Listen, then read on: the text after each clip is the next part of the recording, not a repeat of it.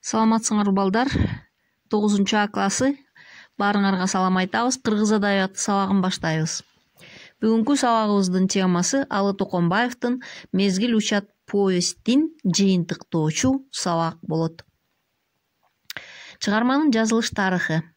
Мезгил учат повести 1948 жылы конкурска жазылып, ошол конкурста сыйлыкка татыктуу болгон чыгарма.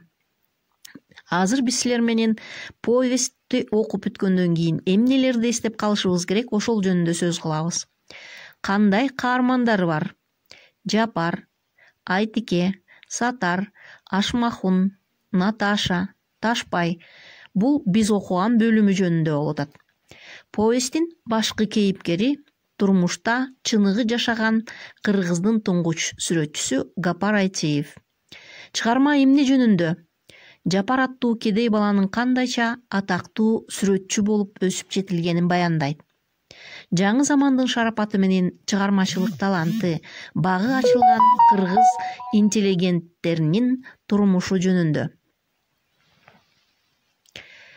Муну сөзсүз билүү керек.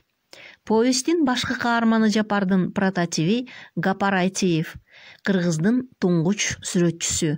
Анын чыгармалары Ысык көлдөгү чак түш, Кыргызстандын түштүгүндө, Кайыктар, Тоодогу чөп чабуу, Акындар, Саякбай, Токтогул. Үй тапшырма. Таблицаны толтурабыз. Каармандар Жапар, Айтике, Ашмахун, Сатар жөнүндө кеп кылабыз. Анын келбетин сүрөттөгөн жерлерди көчүрүп жазабыз. Мүнөзүн сүрөттөгөн жерлерди өзүбүз ойлоп жазабыз.